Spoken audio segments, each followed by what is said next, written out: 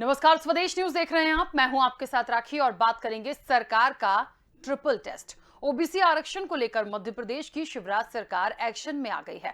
पंचायत चुनाव में आरक्षण तय करने के लिए ट्रिपल टेस्ट को किस तरह लागू किया जाए, इस पर मंथन शुरू हो गया है। मुख्यमंत्री ने निर्देश दिए कि आरक्षण के लिए ट्रिपल टेस्ट पर अन्य राज्य क्या फैसला ले रहे हैं। इधर ओबीसी को लेकर सरकार की तैयारी 22% आरक्षण देने की दिख रही है। इसके लिए सांख्यिकी विभाग को आंकड़े जुटाने के निर्देश दिए हैं। दूसरे राज्यों की स्ट्रैटेजी पर सरकार की नजर है। जानकारी ये भी जुटाई जा रही है कि क्या सुप्रीम कोर्ट के आदेश के बाद मध्य प्रदेश की तरह अन्य राज्य पुनर्विचार याचिका दायर कर सकते हैं, जैसे विकल्पों पर जा रहे हैं या नहीं। सरकार की इस कवायद के बीच इस मसले को लेकर सियासत भी तेज हो गई है। अब तक अदालत और विधानसभा में इस मसले को लेकर सरकार की घेराबंदी कर रही कांग्रेस ने ओबीसी जनगणना का भी विरोध शुरू किया है। ओबीसी आरक्षण पर सरकार के सामने अब क्या चुनौती होगी और विपक्ष का इस पर क्या रुख होगा, हम इस चर्चा को आगे बढ़ाएंगे। लेकिन उससे पहले आपको बता दें कि सुप्रीम कोर्ट ने मध्य प्रदेश सरकार को फटकार लगाते हुए कहा कि ट्रिपल टेस्ट का पालन किए बिना आरक्षण के फैसले को स्वीकार नहीं किया जा सकता। सुप्रीम कोर्ट ने राज्य निर्वाचन आयोग से कहा कि कानून के दायरे में ही रहकर चुनाव करवाएं, ओबीसी के लिए निर्धारित सीटों को सामान्य सीटों में तब्दील करने की अधिसूचना जारी करें। अदालत ने कहा कि कानून का पालन नहीं होगा तो चुनाव रद्द किया जा सकता है। देखिए, पेंच तो फंस गया है। अब ट्रिपल टेस्ट की बात हो रही है और इस ट्रिपल टेस्ट में बहुत सारे पॉइंट्स को क्लियर किया गया है। कहीं ना कहीं देखा जाए तो ठीक भी लगता है, लेकिन इसको कैसे कर पाएंगे, ये ऐसा ना हो जाए कि अंततः जाके ये रद्द ही हो जाए। तो निश्चित तौर पर इस चर्चा को हम आगे बढ़ाएंगे। हमारे साथ कुछ पैनलिस्ट जुड़े हैं। सबसे पहले मैं आपका परिचय करा दूं। कांग्रेस प्रवक्ता योगेश गुप्ता जी हमारे साथ जुड़ गए हैं चर्चा में। योगेश जी, बहुत स्वागत चर्चा में शामिल होने के लिए। और भारतीय जनता पार्टी का पक्ष रखने के लिए चेतन सिंह जी हमारे साथ जुड़े हैं। चेतन जी, आपका भी बहुत स्वागत है। चर्चा की शुरुआत चेतन सिंह जी सबसे पहले आपसे करना चाहती हूँ। ये तमाम चीजें जो अब आ रही हैं या ट्रिपल टेस्ट की जो बात आ रही है, ये कितनी उचित लग रही है और उसको कैसे कर पाएंगे? देखिए राशि जी, हमने तो सर्वप्रथम 27% आरक्षण के लिए ही सरकार ने अपनी सहमति जताई थी और उसको लेकर के ही सरकार आगे चल रही थी। कांग्रेस इसको लेकर के अपने कार्यकर्ताओं के माध्यम से, अपने वकीलों के पैनल के माध्यम से कोर्ट गई, जहां से सारे मामले को कहीं ना कहीं स्टे दिया गया। उसके बावजूद हमने पुराने रोटेशन पर हम चुनाव कराना चाहते थे। कारण भी बहुत साफ है कि जो निचले वर्ग का तबका है, जो आम जनता है और आम जनता की जो योजनाएं हैं, उनके बीच में सेतु का काम पंच सरपंच बनकर के ही करेंगे, तभी तो सरकार की सारी योजनाओं का क्रियान्वयन होगा और आम जनता की जो सरकार की योजनाएं हैं वो उनसे अवगत भी होंगे और उसका उनको लाभ भी मिलेगा। लेकिन कहीं ना कहीं कांग्रेस इस पूरे मैदान से भागना चाहती थी और चुनाव फेस करने की स्थिति में नहीं है। इसको लेकर के कांग्रेस ने फिर से कोर्ट का दरवाजा खटखटा है। अब कांग्रेस ये नहीं कह सकती है कि हमने पुराने रोटेशन पर, पुराने सीमांकन पर हम चुनाव करा रहे थे, इसलिए अब देखिए जिस प्रकार से सारी बातें हमने मध्य प्रदेश की विधानसभा में देखी है, क्या पक्ष और क्या विपक्ष। हम तो पहले भी कहते थे ना कि देश का मध्य प्रदेश एक ऐसा राज्य है जहां सरकार में और सत्ता और विपक्ष दोनों की इतनी बढ़िया अंडरस्टैंडिंग है, ट्यूनिंग है। क्या यही सारी बातें जो विधानसभा के अंतिम दिन, सत्र के अंतिम दिन कही गई कि जब तक इस आरक्षण पर 27% पर कोई फैसला नहीं होता तब तक हम इसका पालन नहीं करेंगे, क्या यही बात हम कोर्ट के बाहर नहीं कर सकते थे? क्या तब इनकी नीति और नियत नहीं थी? क्योंकि चुनाव से डर रहे थे, भाग रहे थे। अब जब सुप्रीम कोर्ट में जाने के बाद में सुप्रीम कोर्ट ने कहा है कि सारे रोटेशन का जो ट्रिपल की आप बात कर रही हैं, निश्चित रूप से बाकी राज्यों में भी इसका पेट फंसा हुआ है। हम भी, मध्य प्रदेश सरकार भी अपने महाधिवक्ता के माध्यम से उन सरकार का भी अध्ययन कर रही है जहां पर इस तरह के पेच फंसे और क्या क्या मामले किस किस तरह से आ रहे हैं। क्योंकि अभी हमने देखा है कांग्रेस के सहयोग से महाराष्ट्र में सरकार चली, वहां क्या परिस्थितियां हैं। वहां सरकार ने कह दिया कि 3 महीने हम गणना नहीं करा सकते। मैं मध्य प्रदेश के यशस्वी मुख्यमंत्री माननीय शिवराज सिंह चौहान जी को बधाई देना चाहता हूं कि 54,000 कर्मचारियों को लगाकर, उसमें 22,000 पंचायत सचिव हैं, 12,000 पटवारी हैं, 10,000 अन्य लोग हैं, इनको लगा करके 7 जनवरी तक सारी रिपोर्ट हमको चाहिए। हवा हवा की रिपोर्ट से नहीं चाहिए, ये रिपोर्ट हमको ऑन द एक्सेल शीट चाहिए। और एक्सेल शीट पर सरकार का लेने का कारण ये है कि अगर कहीं कानूनन, अगर कहीं कोर्ट में, हाई कोर्ट में, सुप्रीम कोर्ट में कोई पेच फंसता है, अब सरकार तथ्यों के साथ जाएगी। क्योंकि अब हमारे पास गांव का ओबीसी की गणना रहेगी, हमारे पास वार्डों की ओबीसी की गणना रहेगी, हमारे पास शहर की गणना रहेगी। सारे रिकॉर्ड के साथ जब हम कोर्ट में कोई बात करेंगे तो निश्चित रूप से कोर्ट को सरकार की वो तथ्यों को मानना पड़ेगा। और जो हम कहते हैं कि 27% आरक्षण हम देना चाहते, कहीं ना कहीं हम उस नीति पर चलते हुए काम करें।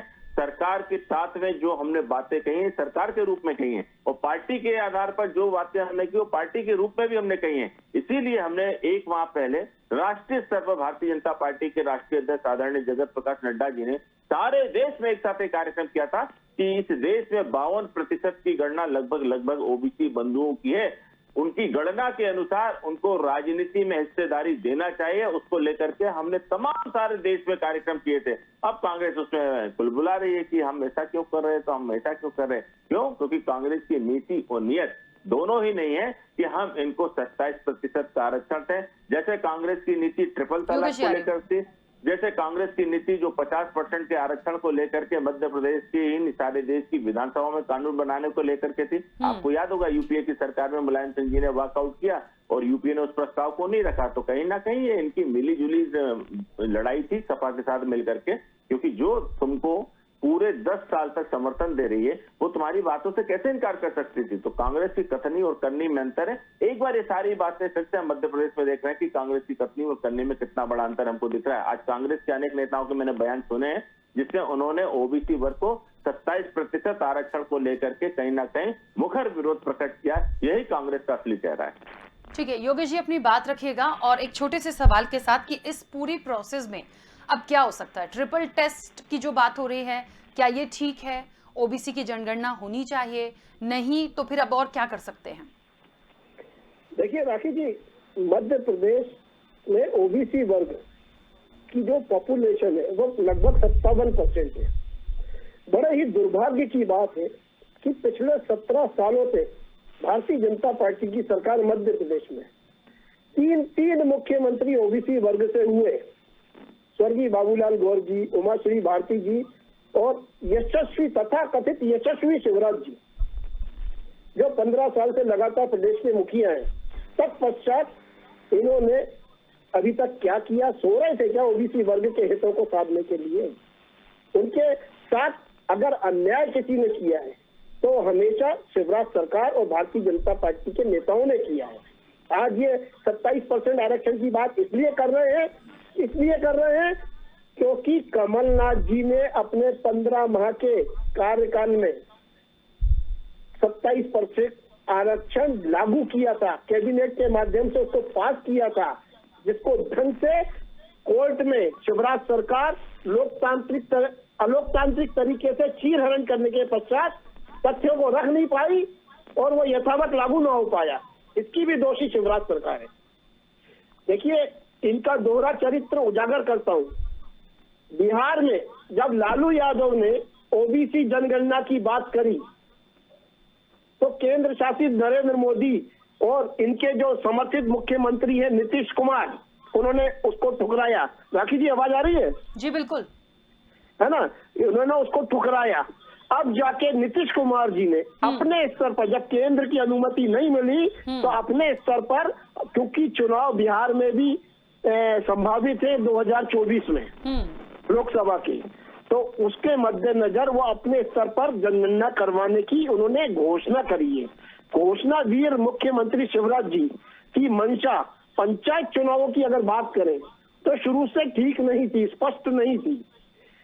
2 साल से बहुप्रतीक्षित पंचायत चुनावों को कोविड के बहाने टाला जा रहा था। उसके बाद जब कांग्रेस पार्टी ने दबाव बनाया, इन्होंने उसकी अधिसूचना जारी करवाई।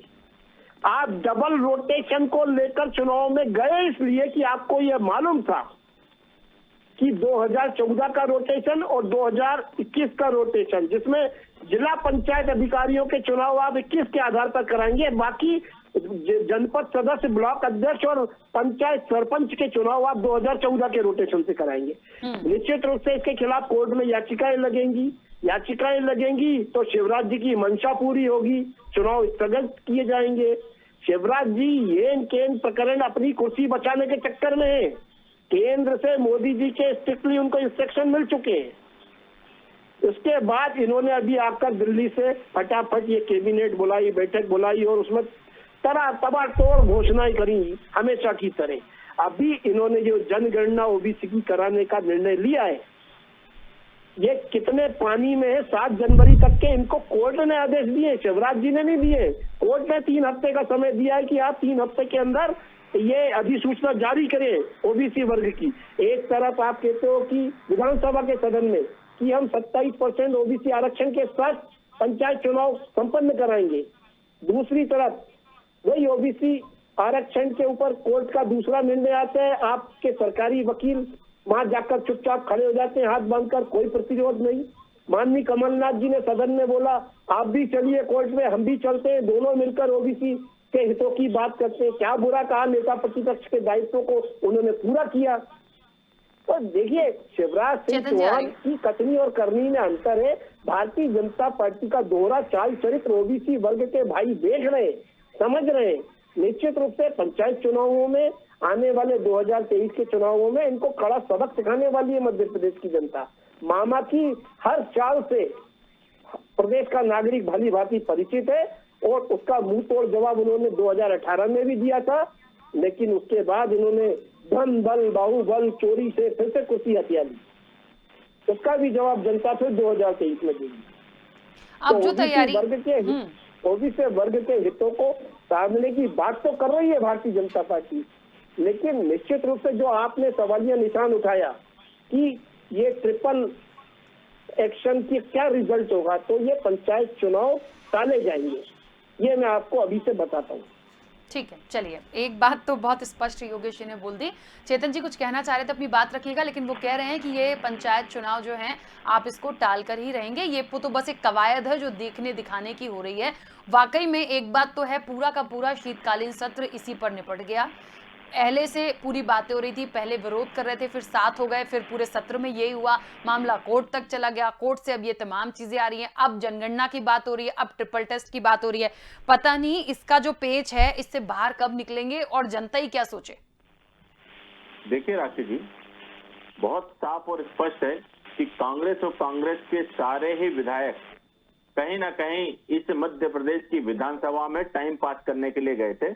मैं गारंटी के साथ कह रहा हूं, चाहे तो इसके रिकॉर्ड आप तय करके देख लीजिएगा मध्य प्रदेश की विधानसभा में कि सदन में तीसरे दिन भी कांग्रेस के क्वेश्चन हावर्स में जिन लोगों ने क्वेश्चन लगाए वो विधायक वहां पर उपस्थित नहीं थे। ये कितने गंभीर है विधानसभा में मध्य प्रदेश की जनता के जन भावनाओं को लेकर के, इसका साफ उदाहरण है। चौथे दिन आदरणीय कमलनाथ जी क्यों पधारते हैं भैया? क्योंकि ओबीसी को लेकर के माननीय मुख्यमंत्री जी ने जब कहा कि जब तक इसका समाधान नहीं होगा हम आरक्षण चुनाव, बिना आरक्षण के चुनाव नहीं कराएंगे, तब आप चले आए हाथ उठाने के लिए कि हाँ ये बात आपने ठीक कही। मैं राखी जी आपके माध्यम से मेरे मित्र से पूछना चाहता हूं कि कमलनाथ जी की सरकार जब 27% आरक्षण की बात करती है और जब आपने ओबीसी आरक्षण को बढ़ाया था और जब इसको इस्तिगासे के रूप में लोगों ने हाई कोर्ट में चैलेंज किया, तब सरकार का कोई भी अधिवक्ता या महाधिवक्ता उस चैलेंज को स्वीकार करने वहां पर क्यों नहीं गया? उस सुनवाई में सरकार की तरफ से कौन अधिवक्ता गया? मेरे मित्र बताना चाहेंगे कि आपकी सरकार की तरफ से कौन सा अधिवक्ता आपके यहाँ से गया था पैरवी करने?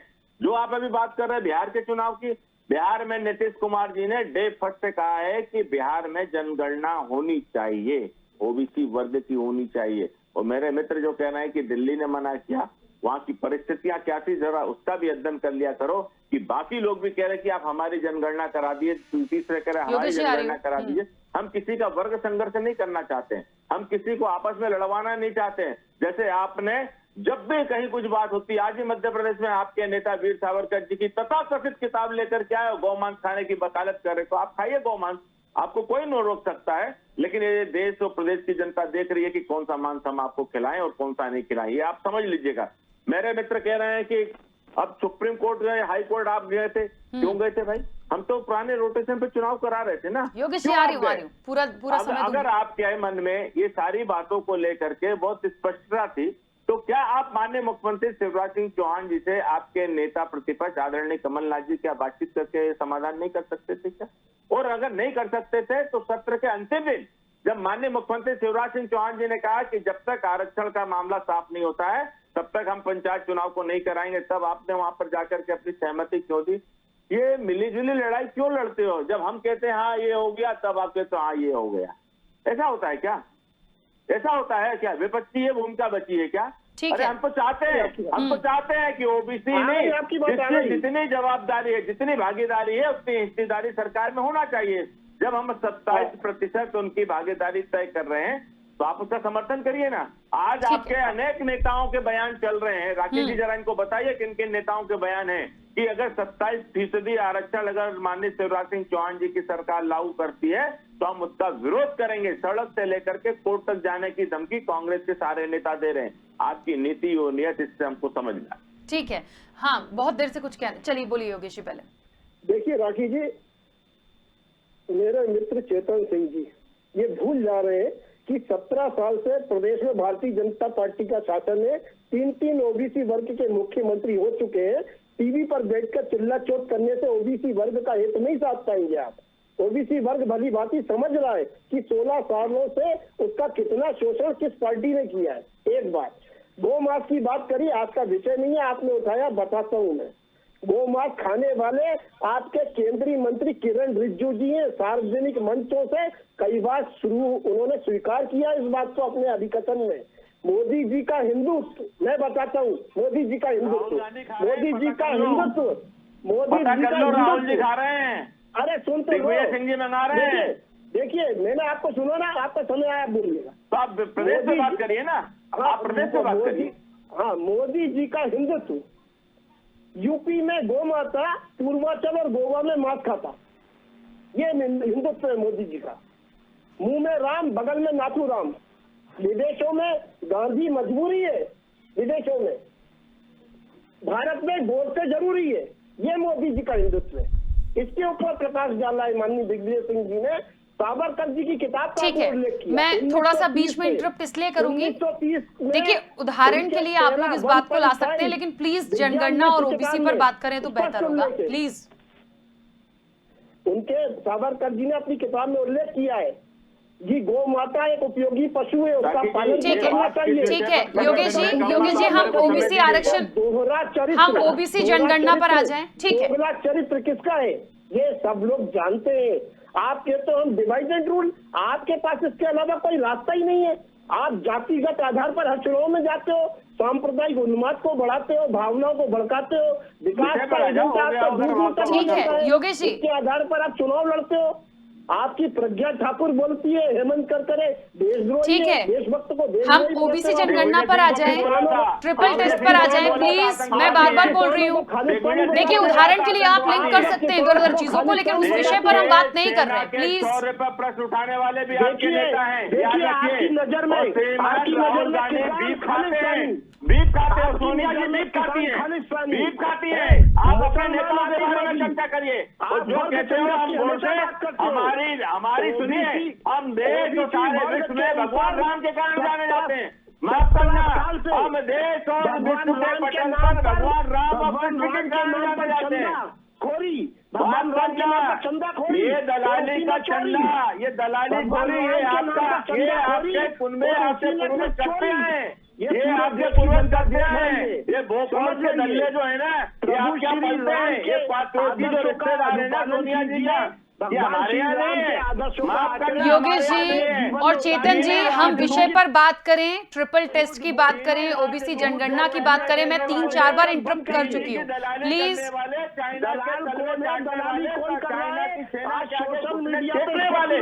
हम उनके घुटने तोड़ करके हमने बताया जलवान में, ये हमारे शोर का परीक्षण मत करिए। हमने दुश्मन को दुश्मन की मान में घर में घुसकर के मारने का इतिहास बनाया है। आपके बच्चा नहीं है ये, आपके बच्चा नहीं है योगेश जी। आप जाइए घुटने टेकिए, हाथ जोड़िए, हाथ जोड़िए, जाकर के घुटने टेक करके आइए। घुटने तोड़ने का काम हम करेंगे, घुटने तोड़ने का काम हम करेंगे। बहुत सीधा सा प्रश्न था, बहुत सीधा सा प्रश्न था, एक अच्छी चर्चा हो सकती है, पता नहीं क्या क्या ला रहे हैं बीच में। देखिए राखी जी, मेरा भी यही कहना है कि जो विषय आपका कोई कहना नहीं है। मैंने 4 बार इंटरप्ट किया है आप लोगों को कि प्लीज विषय पर बात करिए। विषयांतर करोगे और जब मैं नहीं, ये व्यक्तिगत का एजेंडा नहीं चलेगा, ये व्यक्तिगत का एजेंडा नहीं चलेगा, व्यक्तिगत के एजेंडा। चलिए सुनिए, समय की सीमा है, ठीक है, प्लीज बात करिए, जो जवाब मुझे चाहिए उस पर बात कर लीजिए। समय की सीमा है, मेरे प्रश्न को सुनते हुए प्लीज उसमें अपना जवाब दीजिए। ओबीसी वर्ग के हितों की बात करने की है और ओबीसी वर्ग के हितों को साधने के लिए कांग्रेस पार्टी सड़क से लेकर सदन तक और हाई कोर्ट से लेकर सुप्रीम कोर्ट तक संघर्ष करेगी और ओबीसी वर्ग के हितों को उनके हाथों में सौंप कर ही रहेगी। अच्छा योगेश जी, ये जो 27% ट्रिपल टेस्ट की बात हो रही है, ट्रिपल टेस्ट की जी। बात हो रही है, इससे कितना सहमत है? ट्रिपल टेस्ट के माध्यम से शिवराज जी अपनी मंशा पूरी करेंगे। निश्चित रूप से पंचायत चुनाव टाले जाएंगे, ठीक है। क्योंकि ओमिक्रॉन की एंट्री कर चुके हैं। ठीक है, हाँ चेतन जी। नरोत्तम मिश्रा जी स्वीकार कर चुके हैं कि अभी ओमिक्रॉन आ गया है, चुनाव टाले जाएं। ठीक इनके है। गृह मंत्री का यह अभी कथन है। ठीक तो है। ये इनकी बातें हैं, कथनी और करनी चाल चरित्र दोहरा है। चलिए चेतन जी अपनी बात रखिए। देखिए राखी जी, हमने तब भी कहा था, आज मैं फिर कह रहा हूं कि हमारी सरकार जनता के बीच में जाकर के जनादेश का फैसला करना चाहती है और जनता के जनादेश का सम्मान करना चाहती है। जो लोग जनता से डर रहे हैं वो कोर्ट भाग रहे हैं। अरे भाई, कोर्ट भागने से क्या होगा? कब तक बचोगे, कब तक भागोगे? ओबीसी बंधुओं को लेकर के जो आप बात कर रहे हो, अभी ओबीसी बंधुओं की ताकत आपने पृथ्वीपुर में नहीं देखी, जहां आप मान करके चल रहे थे कि आप चुनाव जीत चुके हैं। देखिए ना, शिवपाल यादव जी ने किस तरह से आपको चारों खाने चित पड़ी है कांग्रेस, समझ में नहीं आ रहा उसके बाद भी। और अभी भी फिर से कहता हूँ, अभी फिर से मैं कहता हूँ कि मध्य प्रदेश में जब भी चुनाव होंगे, मध्य प्रदेश में जब भी चुनाव होंगे, समाजवादी पार्टी से आया कि अरे भाई सुना करो यार, पार्टी के क्या कोई पास बीमारी है क्या? अपने प्रत्याशी नहीं है। अरे आपकी सुन भारतीय लो, जनता उसके बाद पार्टी बता के देना, पास अपने उसके बाद बता कैंडिडेट नहीं देना। होते। हम नहीं जा रहे आपके लोग यहाँ पास घुटने कैंडिडेट टेकने की, हमसे गठबंधन कर लो। आप उत्तर प्रदेश में हर पार्टी का सिद्ध दबा करके देखा, कोई गठबंधन नहीं कर रहा है ना, उनके कोई गठबंधन नहीं कर रहा ना, और अपनी कोई गठबंधन आपसे नहीं कर रहा ना। इस प्रकार का हैं? चुनाव जीतने गोवा में नेता छोड़ करके भाग रहे हैं आपके, उत्तर प्रदेश में नेता छोड़ करके भाग रहे, उत्तरांचल छोड़ के भाग रहे, पंजाब में मुख्यमंत्री छोड़ के भाग गए, फिर भी समझ में नहीं आता है। कौन सी बुद्धि से बात करते हुए आप लोग? अरे थोड़ा सा ठीक है। चुनाव, इतनी पुरानी पार्टी है, थोड़ा आईटी चलिए। से बात करो, कम से कम चेतन जी, वो हम बात करें। चेतन जी, योगेश जी, समय की सीमा में बीच में रोक रही हूँ। आप दोनों मेहमानों का बहुत शुक्रिया इस चर्चा में जुड़ने के लिए। देखिए, आरक्षण का ये जो हंगामा है, ये आरक्षण की जो आग है, ये इतनी आसानी से नहीं ठंडी होगी, क्योंकि हमने पहले भी देख लिया, शीत सत्र में भी देख लिया और अभी भी इस चर्चा में देख लिया। अब ये सरकार का जो ट्रिपल टेस्ट है, उससे विपक्ष इसलिए नाखुश है क्योंकि उनको लग रहा है शिवराज जी अपनी चीजों को साध रहे हैं और इलेक्शन को टाल दिया जाएगा। और निश्चित तौर पर भारतीय जनता पार्टी कुछ और कह रही है। क्या होगा, क्या सोच रहे हैं, कितना सही है, ये मुझे लगता है हम बहुत बार चर्चा कर चुके हैं। अब जो भी है, कुछ ऐसा हो ताकि किसी का भी नुकसान ना हो और एक जो प्रणाली होती है, जो प्रक्रिया होती है, उस पर चीजें हो जाएं ठीक से, तो बेहतर होगा। चर्चा में इतना ही। बने रहिए स्वदेश न्यूज के साथ। सबसे पहले देश।